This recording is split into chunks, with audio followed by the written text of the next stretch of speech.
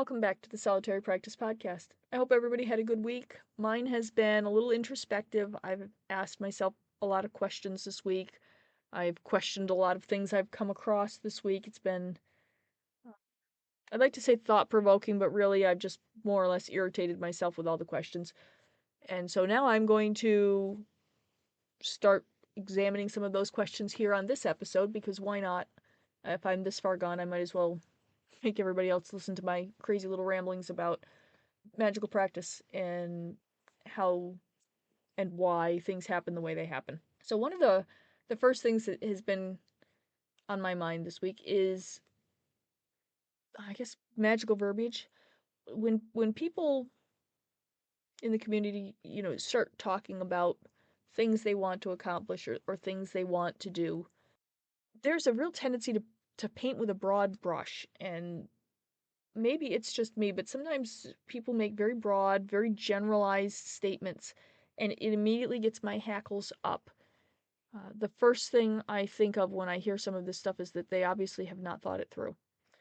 And the second thing, usually hot on its heels, is that clearly they do not examine a problem from all angles. And then usually third is an idle mental question of like why people do not self-examine more their own thought process. I'm guilty of a lot of probably bad magical habits, but failing to tear apart my practice and examine it is definitely not one of them. Just for example's sake, and I'll try to use something a little tamer than the things that jump right to mind, is, say somebody says they have a lot of financial problems and they need to get them resolved so that their family is more stable, or I don't know, whatever the song and dance is this time, and that they will do anything to get it done. The moment that somebody says they will do anything to get it done, I'd like to say the alarm bells go off, but they don't. It's just more of a mental eye roll, because that is like an immediate indicator that clearly we have not thought this through, and second of all, that the magic is not going to work. It's going to run amok because it has not been refined very well. And whoever is making these fun statements clearly has not learned yet that magic will take the path of least resistance. However, they're probably going to learn fairly shortly. You want to be careful about what you say. And I'm not talking about like when you're out with your friends and you're just kind of chit-chatting and normal conversation. When you're talking in a magical vein and you're saying I would do anything for whatever. No, actually you wouldn't. You just haven't thought it through. Really, anytime you're trying to achieve anything magically, you want to examine what you are and are not willing to give to achieve it. Because even if the only thing you have to give is time and effort, it's still something that you have to give to achieve it. None of this is going to just wander in and just present itself to you, and no effort is required. You're just going to, there it is, and aren't you just happy about it? That's not how magic works. It generally requires effort. Thought is really handy, although judging by what's out there these days, maybe not required, but it would be handy if we thought this through. Really, anytime you're doing any form of magical work, one of the first, if not the first thing you should consider is, what are you willing to give to achieve this? Where does it rank? If you have, I don't know, spouses, children, family members, people are you willing to sacrifice any of them to achieve this? Like you need to know where it is in the hierarchy. Are you willing to lose somebody over this?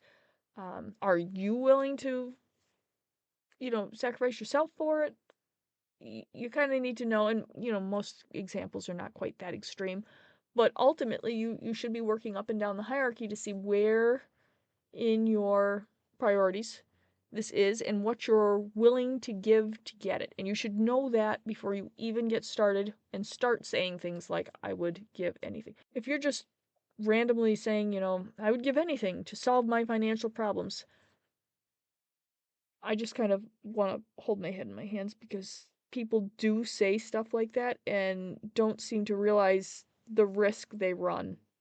And I would explain the risk they run, but honestly, if you stop and think about it, it should be pretty obvious to you what the more blatant risks are with statements like that. So anyway, that was one of the things I spent some time this week contemplating is just it makes me sad that so many people are out there practicing and are not really self-analyzing before they even start making very generalized concepts. Uh, but, that's a pet peeve of mine, and honestly, they're going to do what they're going to do, so nothing can be done about it. But every now and then I do like to stop and re examine that. From there, I got over onto offerings and sacrifices. Sacrifice has such a negative connotation in magical practice. It always surprises me. I don't tend to think of it as a negative. It's more of a transactional thing, and so I don't really view it negatively. But I've noticed that a lot of people, if you say you had to make a sacrifice, it's viewed like that's a terrible thing to do. And honestly, if you are serious about achieving certain things, sometimes you do have to make sacrifices for them, even if that sacrifice is, I don't know, time and effort, like something minimal. That still can be a sacrifice, particularly if you're like wildly overbooked or you have difficulty getting the energy to go and do stuff. So while sacrifice is generally viewed, and particularly in society, in a negative aspect for magical practice, I really think we should be focusing on it a little bit more. Everybody wants to achieve something with minimal effort and, not a whole lot of thought. It would be awesome if somebody could spoon feed it to them. And they tend to avoid the sacrifice it honestly takes to really move your practice forward. I don't know, over the years I've kind of developed a taste for the sacrifice that really pushing the bounds of your practice requires. It's sort of like getting used to going to the gym. It's miserable for a while, and then once you get going, it kind of energizes you. Offerings, on the other hand, seem to be viewed very positively. Lots of people make offerings, and offerings kind of mystify me. I can't figure out why anybody would make an offering. I mean, there's circumstances, I guess, in which it might be appropriate, but in general, a lot of people making offerings, and there's no real return on that. So why are, and again, I'm just questioning like everything because that's what I do, but why are we just giving stuff away? Are we trying to achieve a rapport? Like I can't figure it out. Like what is the purpose behind the offerings? To just give stuff to stuff? Do you really think it's gonna like you more? I don't really know. It's just interesting to me that like everybody's running around making offerings of, I don't know, milk and honey or whiskey or whatever they're pouring out on the ground, and you're like, all right, so you made the offering, now what? And then when you ask people, all right, you made the offering, now what? They kind of look at you like, what do you mean, now what? Well, like, why'd you do it? And they're like, well, because you're supposed to give an offering. Yeah, but why? And again, I ask why a lot, a lot, a lot. And then, they're like, well, the book said, or so and so told me that that's what you do. Yeah, but why? Why do you do it? And then people just kind of give you that deer in the headlights look because they have no idea why they do it. They do it because somebody else told them they did it. Well, super. So now you're just basically giving free handouts to whatever entity, depending on what they're doing, for no apparent reason. I'm sure that they're taking notice of that, but I don't think they're taking notice of that in a way that is going to be productive for the practitioner. Like, that practitioner it's going to be like free food or free giveaways. And, well, basically, if you're just going to give it away for free, why work for it?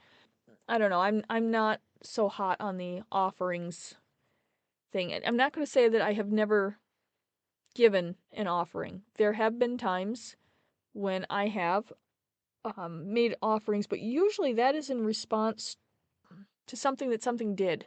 So something did something really nice in my book, to my perspective, or that turned out kind of was like helpful for me, and I appreciated it.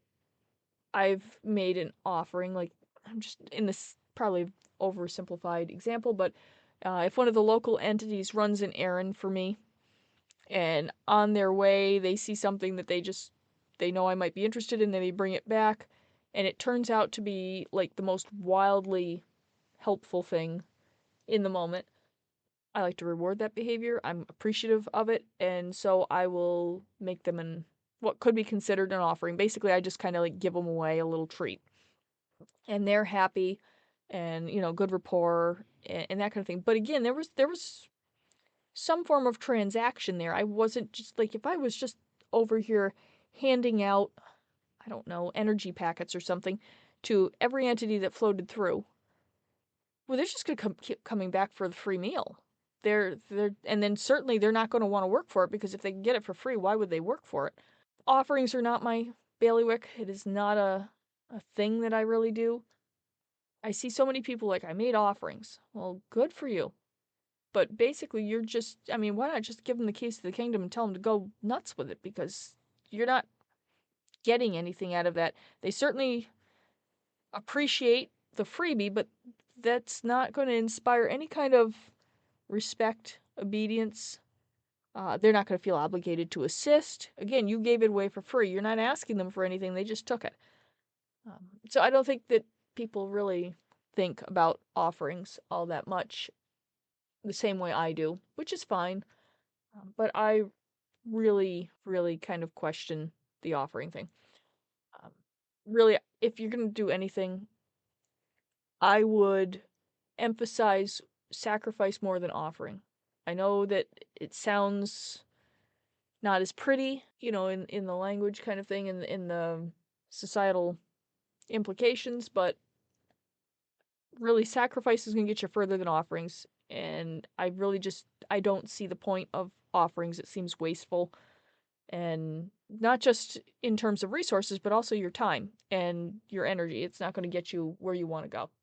So, moving on from my little tirade on offerings and sacrifices, I did come across I'm going to say it was like a little 5-step guide to getting on the astral. And I read this little 5-step guide, and I was like, well, yeah. Why are we needing to write this down? And then I read the comments, because, quite frankly, posts are interesting, but the comments are usually pure gold. And in these comments, everybody's like, wow, I was close and I couldn't figure it out, and this really cleared it up for me. And it wasn't like there was one or two people saying that. Like, there were dozens of people saying that, which led me down the rabbit hole of, why is getting on the astral so hard? I can't figure that one out either. Now, some of this I get. It's my mindset, it's the way I was taught, and because that is kind of wildly different than everybody else's education. It was a very individualized and specialized teaching, and I get that. But at the same time, it's getting on the astral. Why are so many people struggling with it? When in step, I think it was 4, they're like, you have to engage your senses. Why is that a revelation? I am completely mystified. If I think step 4 was something like, you know, you can't be on the physical plane, you have to be present on the astral plane. You should be engaging your senses. You should be able to feel the firmness between your feet, and you should see at least light scale, if not color, and smells and everything like that. And I was kind of flabbergasted, because why wouldn't you? You're trying to go to the astral. I mean, literally, that applies to pretty much anywhere, but for this particular example, they were talking about going to the astral. So you're literally trying to go to the astral. Why would you not go there? If the whole point is to go there, why wouldn't you go? And why would you think that when you got there you wouldn't be able to, I don't know, see? Like, what is, if you can't see anything there, what on earth are you going there for? Most people want to see. We're going to just kind of like set aside for a minute the whole, sometimes you go to areas where your sight does not come into play. I know about that. But as far as getting onto the astral, most people in general, when they get on there, they expect to see things, do things, interact with things. If you are not present there, how would you expect to see things, do things, interact with things? I thought that was really obvious, and apparently it was not, judging by all of these amazed comments saying, well, I never thought that I would, necessarily see color there. I mean, you could turn it off.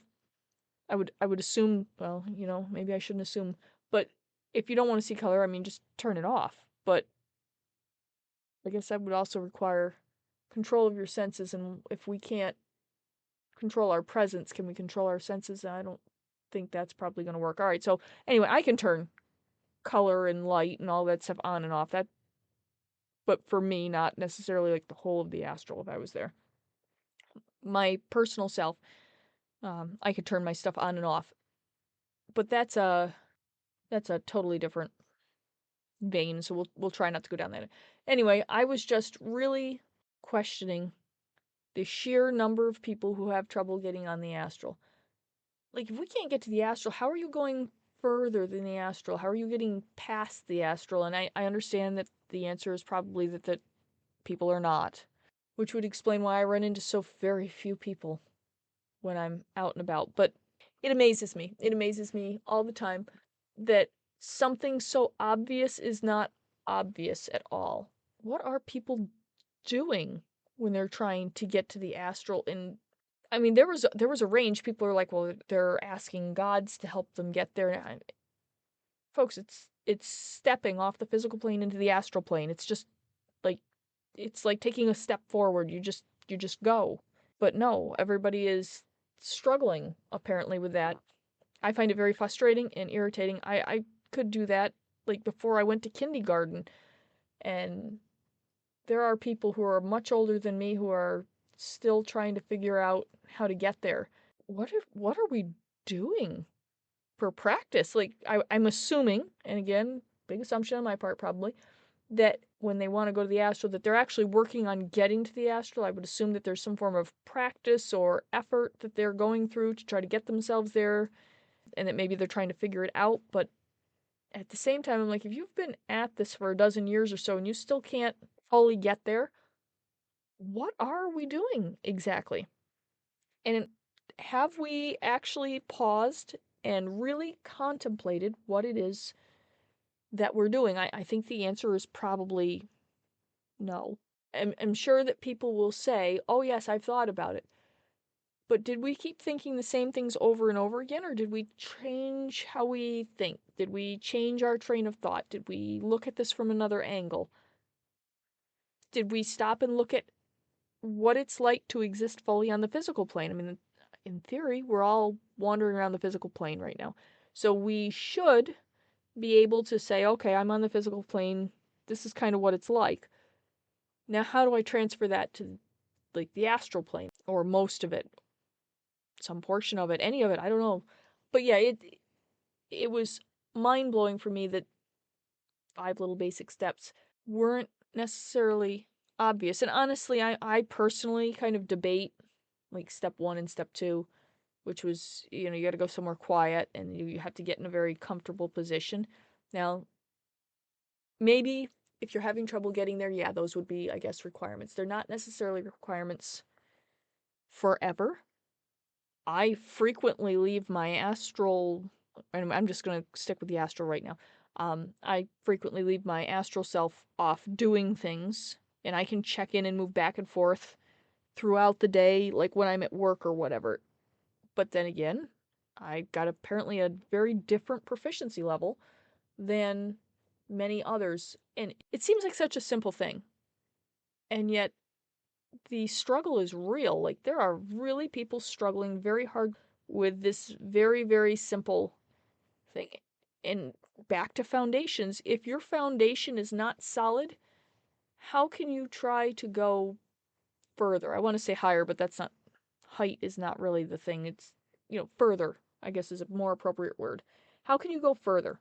If you are not in control of yourself, and I mean that like self in the truest form, not like your person, enough that you can move it from the physical plane to the astral plane and back again pretty much at will.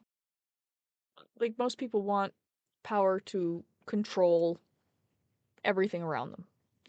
They want to be able to control, I guess I'm going to say the universe, but really the universe is far too big. They just basically want to control their own life enough so that they have, financial security and all the things that they want, whatever that is. It's usually financial security, so that's why I go back to that one.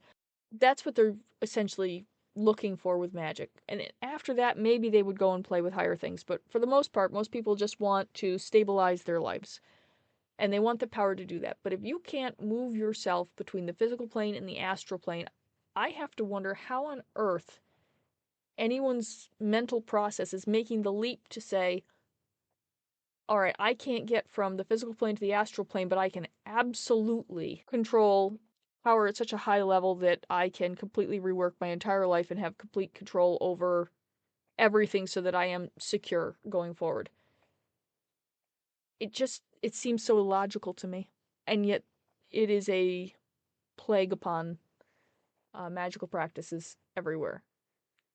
People just want to control basically their lives. They want to exert some form of control over it and make it what they want it to be. But they can't move off the physical plane to the astral plane. And if you can't control you, how can you control anything else? Quite frankly, I mean the most basic thing on the physical plane is yourself. And if you have no control over yourself, how can you control anything else? Because you can't even control you.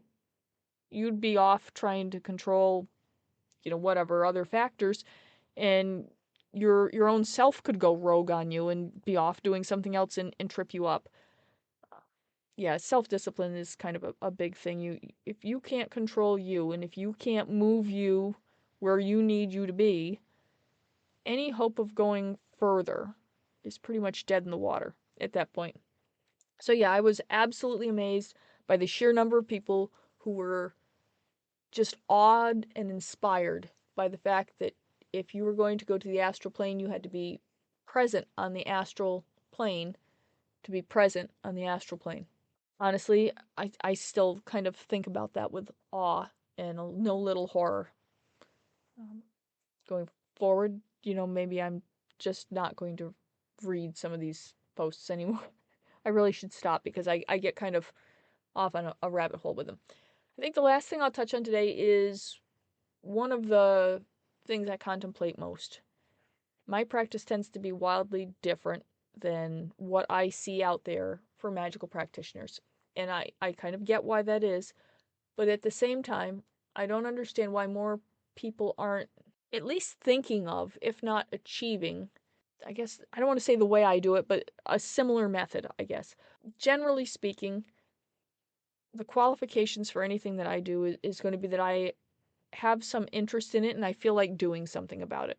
And honestly, the second one is not even required at this point, but I have to have some interest in something. Is pretty much the only requirement for achieving, well, literally anything. Just for an example, there was an animal, it had been to multiple vets, they had treated this animal, but the recovery was gruelingly slow. And the animal was, just not itself, was not, I guess, happy. It was obviously hostile. It did not enjoy the whole multi-vet visit thing. And so, it was kind of just pouty and miserable. And so it was brought to my attention. I kind of looked at it and yeah, I get it. This poor thing has been through the ringer. And I basically just said, yeah, I don't like that. Kind of feel bad for this animal. I think that ought to fix itself and the animal should just go back to feeling better. If not its normal self, it needs to at least feel much better. It should feel improved. And then 24 hours later, animal was feeling much improved. I don't even think it was a full 24. It was more like 14 hours, but same difference. And basically that is where I'm at right now. I have to be vaguely interested in it. And what will happen is something will present itself. I'll decide, I don't know, I like it, I don't like it, I want to do something about it. Something is unacceptable. That happens probably more than anything, and it's usually something that inconveniences or irritates me, and I just don't like it. And I'll decide, nope, we're not doing that, I don't like it.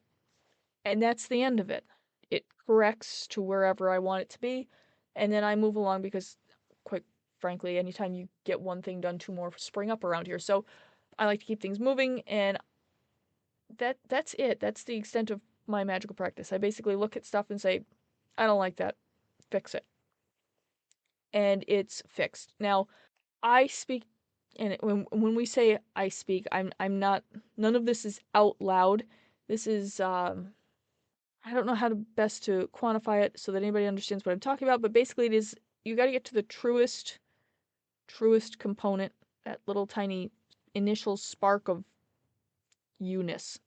You've got to be you at your most basic level. Strip everything away, the most basic level, and at that level, that's the thing that does the talking. And I'm again air quoting talking because again, it's not verbal. I'm not saying anything. I'm basically looking at something, knowing exactly how I want it to look or what exactly I want it to do, what can and can't happen in relation to that. Like all of that has to be ironed out.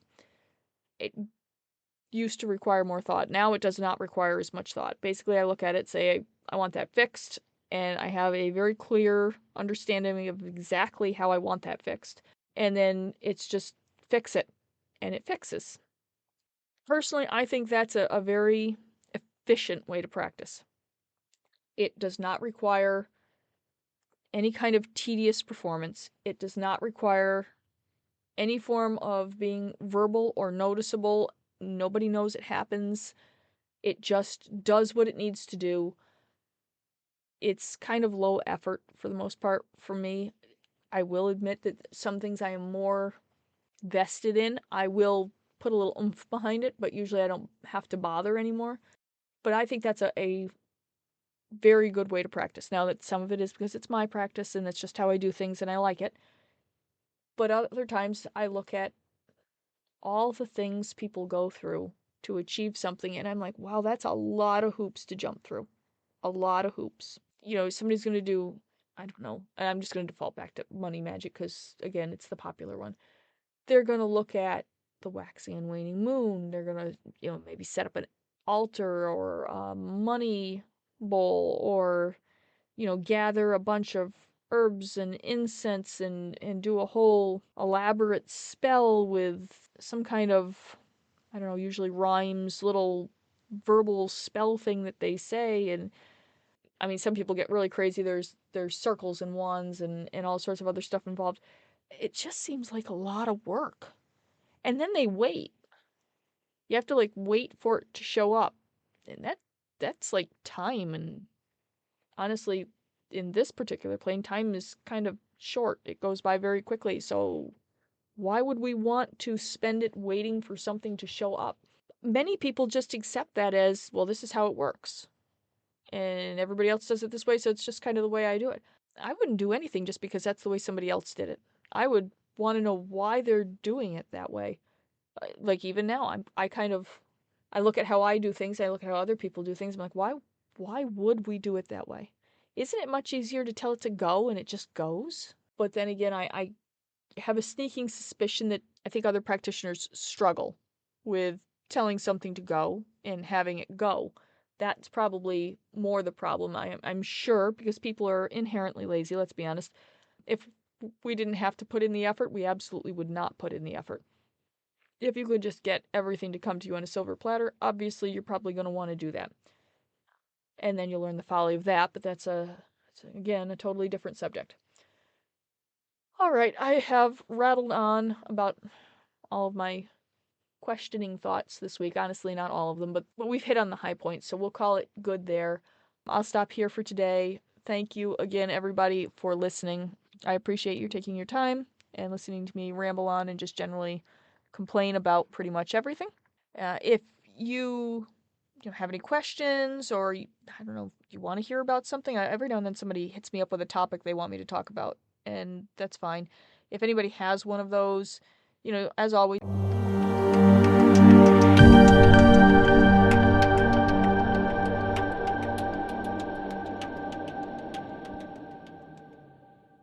feel free to contact me. My website's thesolitarypractice.com. You can either send me an email, leave me a brief voice message, doesn't matter. Either way, I appreciate your feedback. Thanks again, and I will see you next week.